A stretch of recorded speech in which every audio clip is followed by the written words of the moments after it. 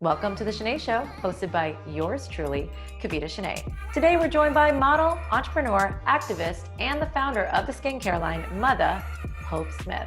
I am so excited to have you on, Hope Smith. I knew you before you were Hope Smith because we have a mutual friend, and I've been following you, and I've just seen you just transform from being a successful model and TV host to now being a successful mom and entrepreneur and activist.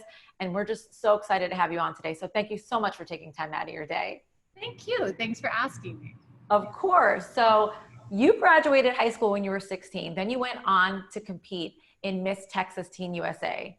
You became a fashion TV host, and then you went on to be a Playmate, and then you became a year later Playmate of the Year in 2010. I always talk about the hustle because I know, like, to everyone else, it's like, oh, she's beautiful, it's easy, looks glamorous, but there's always a hustle for all of us getting to where we want to be. So what was that like at such a young age? I think that I always knew that I wanted to create the life I wanted, and I knew that I had to do it on my own.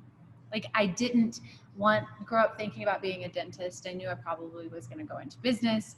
Modeling was like my way in to business. I was suddenly like managing money that I had never seen before, and it was kind of my entry point, I guess. I'm sure you didn't say, oh, I want to be Playmate of the Year. All of a sudden in 1 year that happened. So that was pretty much like a whirlwind for you, right? And then all these doors open. After that happened, then you went on to, I think it was like a year later, you went on to Celebrity Apprentice, and you competed in that under Trump. At that time, what was that like doing that? What was Trump like then? And did you think in your mind, wow, this guy could become president of the United States? I never thought that was going to be our president when I was working for him. That was an interesting time. I kind of thought that because I was doing it with like Nikki Taylor and Little John and Lisa Rinna, and I don't know all the names anymore that were on, but I didn't think we'd actually have to work. And so our call times were like 4:30 in the morning to start makeup, and then you'd actually have to do it. I thought we would have like runners. So somebody's going to go to FedEx and mail your packages. Somebody's going to get something printed for you that you needed, but it was actually all us. And that was probably the surprise. I got fired in the 9th of 13 episodes. So that was cool to be able to stay so long.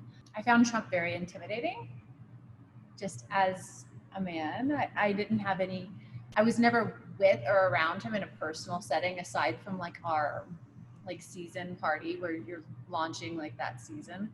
So I have no personal real stories, but I found him very intimidating in the boardroom. So in 2009, you met your husband, and then in 2015, you guys got married. That's a long courtship. So like, what was that like? How did you guys meet? Give me the scoop. I want to hear the love story. We started off as friends, and we were pen pals for maybe 3 years. And we started dating in 2012. And from that point on, we kind of never separated. But we had that 3 years to get to know each other, to just see who we really were before we like jumped into a relationship. So that was kind of nice. He was not living anywhere near me, so it was a lot of letter writing or texts or emails, calls, you know. Wow. So when you think about that, so 2009, that was before you even became a Playmate. So he watched your career like blow up essentially. I shot in 2008, so it had already happened. And probably in 2009, like maybe the first issue was out with the one with Seth Rogen. And then a year later in 2010, I shot, and we were just friends. He didn't like have a say in that. Yeah. But I was thinking about that last night. I'm like, God, it's been 10 years since the 2010, cover. And I was thinking like, do I have regrets? Because I think like, okay, now I have 2 daughters. I have kids now, like my life is so different. And I 100% don't have any regrets. I'm so happy I did it. When I was deciding whether to do it or not, my grandmother was the one that I called, and I said, look, I got this crazy call and they want me to, I'd do a centerfold and I'd be on the cover with Seth Rogen. And my grandma was like, if I was you, I'd go for it. And I was thinking, oh my God, my grandmother, who, has lived her life, is telling me like, if I were you, I'd go for it. I'm just going to do it. And so I'm still happy that I did it. And I'm still happy for like all the changes we saw Hef do, like, and make. Absolutely. And I feel like that's something to be so proud of too, because it's like when we're old and wrinkly grandmas, we can say, look, mama did this when she was young. I didn't feel like it was so vulgar. There's tons of people on set. Nobody cared. you know, more than half of them were men. Everybody was walking around. They were more concerned about like lighting and like their tools. They had no worry about me. And it felt like it wasn't in any way vulgar, because I don't feel like topless is vulgar. When I'm in Europe and beaches, I'm kind of topless anyway in the bottom. So I didn't see it as a bad thing, but it was controversial. Men are topless all the time on the beach. So what's the big deal if we are? We just have a little more fat in our chest, whatever. But so how did you guys actually meet though? So like 2009, you guys met. Was it just like through friends, or how did you meet? I was a guest of Hugh Hefner. He probably had 20 guests, and they all rode in like some kind of party bus to the Playboy Jazz Festival. And I drove my own car, knowing I always like to be able to leave somewhere when I want to leave. I hate having to stay somewhere longer because somebody else is in like control of the ride situation. So I came in much later. They were already seated. When I walked in, my now husband was seated. They had like, we were in the front row, and Jamie Foxx had given him his box. And so Robert was like right across this like little row to me. He was sitting right next to me. But when I walked in, he told our friend Dion knew me. He said, I'm going to marry her. And Dion said, you know her, you met her at some premiere party of a movie that Dion Taylor had directed. And he was confused. Robert didn't remember meeting me for the first time. But it's interesting because he used his words, and he was like, I'm going to marry her. Like, how did he know, right? That 6 years later, we actually would get married. You fast forward to 2015, you guys get married. At that time, I think you had a son with him, and then you had another one right after. Mm-hmm. And so it happened really fast, kind of like me with my kids.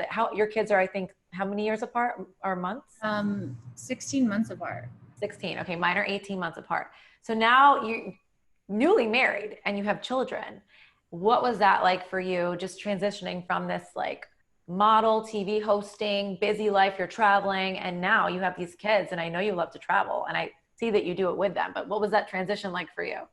Suddenly we were traveling with kids. Like we never stopped. We never stopped living like that cycle of life where if he was going somewhere for a period of time, like he had meetings in Japan, we would all kind of go. And the boys have been so used to never being on a time zone that they adjust the schedules very quickly. Of course, there's changes, because I think the hardest thing was having to learn to be around more people, because when you have 2 kids and you're traveling, if you want to be able to go to dinner, you have to bring somebody, whether it's my mom, who's wonderful and great and helps me so much. I don't know what I would do without her. Or if you have to bring some kind of nanny, or that's probably the most difficult thing, is like somebody's now living in your space. So the kids were easy. For me, it was like having somebody else help me, because I like to do it all, but realize that I can't. Absolutely. And also, I feel like what's also hard about that dynamic is having to revolve your life around someone's schedule, and that person obviously being in love with them because they're your children. So having to eat early dinners. All of it. There's so many changes, but they happen so slowly that it didn't feel like it was everything at once, right? So it was okay. I mean, you've met so many interesting people in your life too. Like you were talking about, with Hugh Hefner, and then you went on to do Celebrity Apprentice with Trump. And then I see on your social media that you do a lot of events with the Obamas and whatnot. So, I mean, out of like just all these people, are you a person that says, I'm this party or I'm that party? Or are you kind of like, I just like the candidate? It's definitely the candidate. I definitely have views on different things, from where distribution of wealth goes. But to me, it's all about the person. And more so, even in the last, 4 to 5 years, it has become more about the character than the party. I can't just vote for a party. No. And I think a lot of the politicians that end up running in a party, they have gone back and forth between both the parties anyway. Any mom that's given birth knows how difficult it is. For me, I have anxiety I'm always paranoid about, oh my gosh, what if this goes wrong? What if that goes wrong? So I have to be in the hospital for birth. You, however, chose to have 2 natural births at home. Why did you make that choice? And walk us through that whole situation. So, like you, I was completely terrified. The reason I didn't think I'd have kids was because I never wanted the pain. I never wanted any of the uncomfortable. I didn't know what happened to the vagina. I didn't know if it went back to like original form. I didn't know anything. I was so worried, from sex life to my body changing. I had so many concerns. And of course, like the health of my baby too. I went through pregnancy with an OBGYN planning to give birth in the hospital for 20 weeks. And on my 20th week, I had an appointment with a midwife that I was going to interview to see if I would possibly explore a midwife, think about staying home. Like, I didn't think we'd go there, but I knew I needed to know. And after that she spent 2 hours with me. Like, my OBGYN in total for 20 weeks has not been in the room with me for 2 hours. So I learned more in that appointment than I had learned my entire pregnancy. And then I just started consuming books and watching documentaries. And I watched like Business of Being Born and read a lot of Ina May. And then I just decided that I just didn't want to be in the hospital because of intervention. I was so scared of being induced with Pitocin and then not being able to like handle contractions because they're so powerful. Like, they're more powerful than like a natural contraction would be, right? And so I was so worried about, once I started learning about how Pitocin and then your epidural, and suddenly your baby's heart rate is spiking because they work against each other. One slows it down, one speeds it up. I just decided I was going to stay home. And I had an OBGYN who was a friend of ours on call and knew in case I was going to like transfer to a hospital.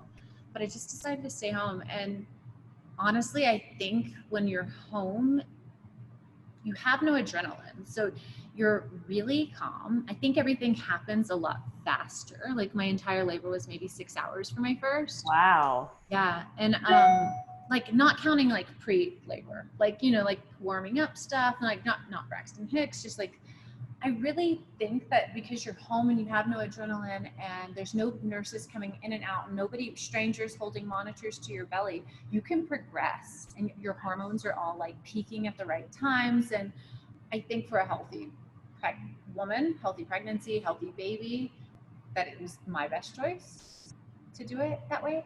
I attended a hospital birth after that, and I had never seen a hospital birth, and it solidified why I would want to stay home. Wow. I was so freaked out after having that private experience where it's just in your home. When I watched somebody else give birth in a hospital, I felt horrified for her because there are strangers coming in, nurses getting off of shifts, changing shifts. Here's your new nurse, strangers, you know, wanting to check her or moving monitors around. I think we saw our doctor maybe only when it was time to push, and for like just maybe at the end of the pushing, you know. You think the pain's less with the home birth? No. I mean, I'm sure that there's, you know, I'm sure that I haven't had an epidural, but I'm sure that I would love to give birth with an epidural, but I wouldn't want to do it in the hospital. I'd still want to be home. So I think that because you have this like oxytocin spiking and different things that are dropping, and because you have no medicine there that's like blocking the nerves to the brain and the neurons sending signals, I think that the pain tolerance is a little more tolerable. Wow. It is in the hospital because you're tensing up with the anxiety and you have all these different hormones shooting and different people walking in the room. When you're in your home, like, it's all happening and you have no control over it. And that's the hard part, probably, to wrap your mind around, like, am I going to be able to handle it as a first time mom? I don't know. But I chose to do it again. So clearly it was a very comfortable thing, other than, I remember the only thing that was the worst part was the crowning was the worst. But like the contractions and stuff were actually okay. So I would tell anybody that has a healthy pregnancy that I am an advocate for staying home personally, but because I've seen now the hospital experience and then the other, I'm very for hospitals that incorporate like a midwife and that will make it like the home, but we don't really have that much here.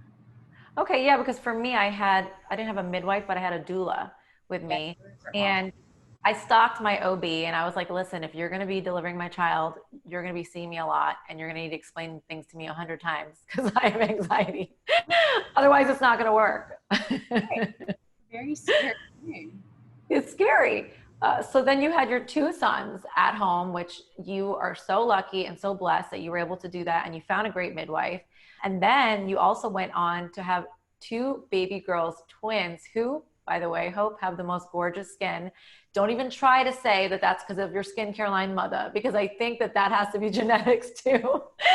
Although I'm sure the lotion does help, but they're so beautiful, and you had them via surrogate. Can you walk us through that process and why you chose to do that? I'll just be short for this, but I feel like I very much connected with my surrogate.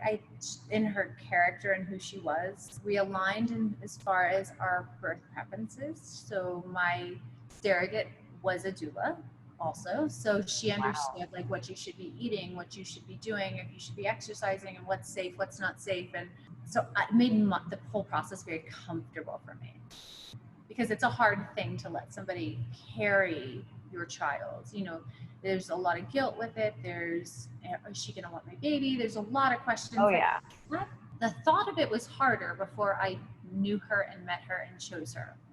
And then it was easy because I understood who she was and we had a genuine connection. So it wasn't like a stranger that I never talked to, you know? Yeah. And do you guys keep in touch? Yeah. Yeah. I just talked to her last night. That's amazing. Do you want any more kids? Are you done? I'm done. I probably could talk my husband into another one, which is insane. And my surrogate even said, like, I would do this again for you. She said, like, the most beautiful thing is when we're in the room and I saw the baby and she heard me scream. And she says that she was like, she knew that the doctors were like doing things to the baby. And that all she was thinking was like, give her that baby. And she said, like, that makes her want to like do it over and over again. That's amazing that you have such a great surrogate and such a great relationship with her. And your babies are so beautiful. You've got 4 kids now, okay? And who launches a business while they're having babies, like the same year? I mean, I did it with my Rose, but I was nuts. That's only because I didn't know I was pregnant and I was already launching the business. So you launched MUTHA Skincare, which I'm obsessed with. I found out about it. I have it here. I found out about it when I was pregnant. And it literally, I continue to use it to this day. All my friends love it. People always want to touch my legs when I talk about it. I'm like, you know, the show pony when I go out. And how did you do that at the same time as having these baby girls? You know, I made the first formula for myself. I had stretch marks from puberty. I didn't want more. I was told I had to use La Mer, which is, in order to get through La Mer, you'd have, for a whole pregnancy, you'd have to buy that 16-ounce one. It's like $2,500. I'm like, how much am I really going to buy this thing during a pregnancy? Right? So, and Joyce Spinelli, a friend of mine, had told me that. He's a makeup artist. And I'm like, oh God, she knows, because she like works with all of these people that I now see on the beach and paparazzi shots. She must know what she's talking about. So I did. I bought 1 jar, and then I was like, this is crazy. Like, I saw how much I used in one. Like, I can't do that. And then I broke down the ingredients. I'm like, it's not that clean for my pregnancy lifestyle. Like, I wanted it to be cleaner. And I started ordering raw ingredients, and I was pregnant. So I didn't have any kids at the time. So it was fine, because I'm in my kitchen and I'm whipping things up. And I did it for years, and I would send it to friends, and then they would ask for like, hey, my girlfriend's pregnant, can I get this? And I'd be on vacation. I'd have to come home and like make product for somebody else. And then my husband continued to use it, which meant I had to have it in my own house all the time. And so I don't know, it ended up being something where enough people asked for it again and again. And I had multiple friends that had twin pregnancies that ended up with no stretch marks, and they got really, really large. Like, they'd gained close to 100 pounds. Wow. Yeah, 80 pounds was like kind of normal, 75. And so at that point we put it in the lab. It doesn't have any filler in it. It's just like all pure plant oils or pure plant extracts. So it's just a beautiful, clean, very rich product. And I love the color of this. I love packaging on point, Hope. You knocked it out of the park. I love like art, and so I wanted it to be beautiful on your vanity. I didn't want it to be something that you hide when people come over to clear your space. And it had to be functional, because I would put my rings all over the ground, you know, after I would use it. So I had to be a ring holder. It's awesome. I love it. I use the oil a little more because I'm obsessed with both of them, and I don't really let a lot of people use it. Like, they want to use it sometimes. I'm like, only for your hands. That's mine. That's sweet. It's so good, but you're coming out with like so many more products. So you have the face serum coming out, right? when I was modeling, before I had Inside Fashion, which was a TV show, I went to skin school. So I went to and became an esthetician. So I've been an esthetician Wow. for 17 years. So I never knew at that time that I was going to get into skincare for the face, but making my own product was a very natural thing because I had been breaking down ingredient labels for so long that probably now, 2 years ago, we started making a core technology with a chemist from MIT. She helped us develop the technology. Starting in October, all of our skincare will have that core technology in it. So we're excited about that. Awesome. So the face serum, all of that will have this technology that you're talking about. Yeah. Our very next product doesn't have the technology in it because it's not compatible with what we're launching in July. But starting in October, all of our regulatory and all of our stability and all the testing and things that you have to go through when you create a product from scratch will be done. And I also didn't know, when you go and you create a beauty product, a lot of these companies that we see at Sephora and big companies, they go and they have relationships with labs, and labs have like a Rolodex of things that's pre-made, and you can like just add something to it, like add your own ingredient and then it's yours. Yeah. And so like we don't work like that. We work completely from scratch. Every ingredient is like tested like together before it's like added to the main blend. It's 100% active. It's a very different process than that Rolodex type of product where you're trying to like pump out mini products. That's why we're doing like one at a time, because they're typically not ready at the same time. Are you still quarantining? I mean, what are your thoughts on this whole COVID thing? We're in Colorado at our ranch, and it's cool here compared to most of the country right now. And so we've just decided to stay. We are still quarantining. It's tough because I'm used to like moving around more, but it's okay.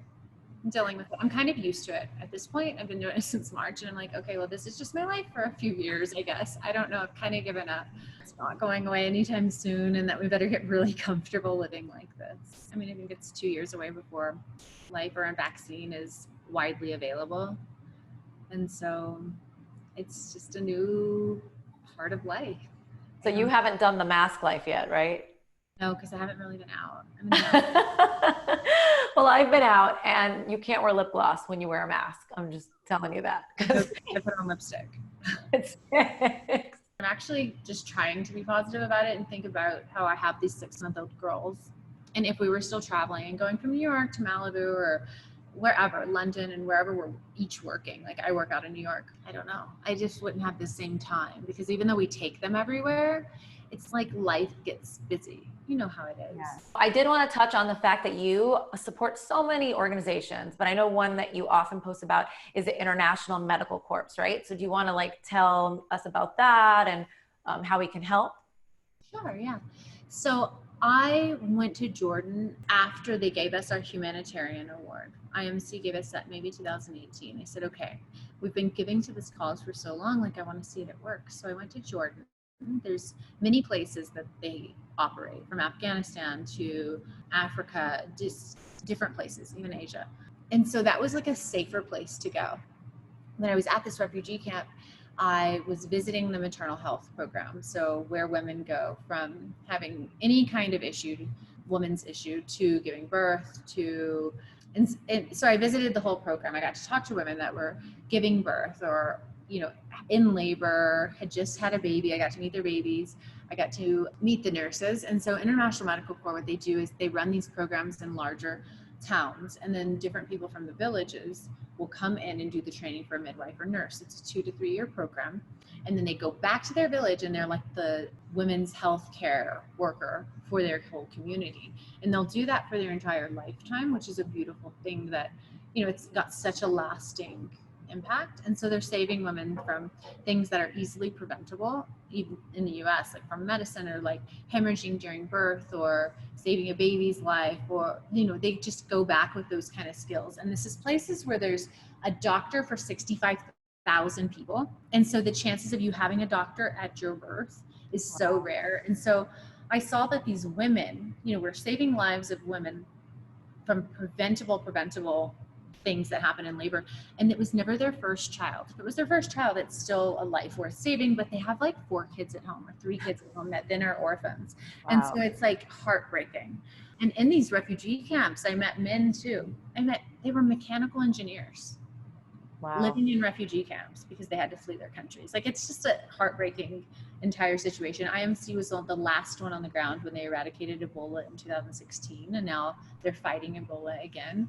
And so they do everything. They're like first responders. And so they're on the ground wherever is needed. I personally like to support their maternal health program because I think it benefits like women, and I love that.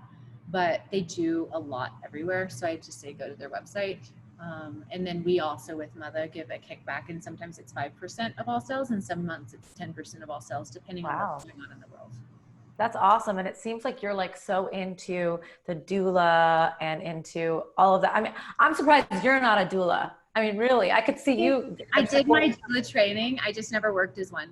I am writing a book. I'm on chapter 24 of 27 chapters, and it's all about birth and making birth easy for yourself. It's taken me a long time to write this book because I've got a lot of other things going on, but I'm finally almost finished with it. But I actually did all the doula training. I just never have been, I guess I've been an active doula at one birth, but it kind of didn't count. Why? For my surrogate, I was kind of. Okay, yeah. But it was because it's my child. I don't really count it. But in labor, I never left her side and was like there, and you know. The last thing that I want to talk about is you have these beautiful babies and they're biracial, and you know, everything going on right now in the world, as if the pandemic wasn't enough. And now we are obviously fighting to be a free of racism society. What tips can you give moms out there how to speak to their children? What are you saying to yours?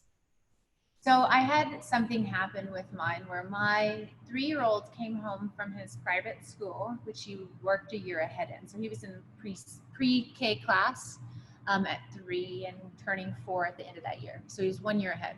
And he came home and he told me in the car on the way home after I picked him up that dark skin or white skin is better than dark skin. And I was like, oh my God, he's 3, it's already happened. I was shocked. I didn't think I would get to that yet. But there was a kid in the class that's a year older that's obviously heard that at home. We had the conversation with him first, and that was immediate. And then I called like the school, I called the teacher, and then I called the parent because I just have no boundaries with that. I don't, not when it comes to your kids. And so, you know, the parent, of course, completely denied it and said how much that kid loves my kids. And, you know, I said, well, obviously he's heard it somewhere. So just letting you know that, you know, we're going to be having more conversations about this starting tomorrow, but like with school. And so I never expected it to happen that soon, but because it is, I tell all parents, no matter what color your child is, but especially if you're in a white family and your child is white and not brown, these conversations actually happen in a Black child's home or a brown child's home a lot earlier than you think it's safe to speak to your white children about it. So you think that they're too young to hear about it, but they're actually not too young to hear about it because they're actually already comparing skin color and things. So if you can be anti-racist and if you can talk about different cultures and different heritage and where we all come from and why our skin's color is different, and just bring it up. They're not too young. That's my message to like all mothers is like it. I hate the term that it starts at home, but if we all do our job and we all are talking about it and not like, oh, my child is too precious or too fragile to talk about, you know, skin color, then that's a problem. Like it should be an open discussion from very early. And I'm talking like 3.5 or 3, you know. That is such a good tip. I love that. For instead of just parents telling their brown or Black children, white parents tell your white kids, get that, like, let them have the conversation too. Because I think that's what happens is it's just people that are of color, like even me as a child, you know, I was called names that talk about it. And then it's the other white kids that don't really know about it. So that's such a good tip. I love that. So before we go, we're going to do a quick, fun little game. I'm going to ask you 7 questions in 15 seconds. Meaning you have 15 seconds to answer 7 questions. I'm sure get through all of them. All right. Favorite word? Mother. I love it. Least favorite word? I don't know, but I hate when people say really good, but we're really well. I don't know. Awesome. Favorite cheat meal?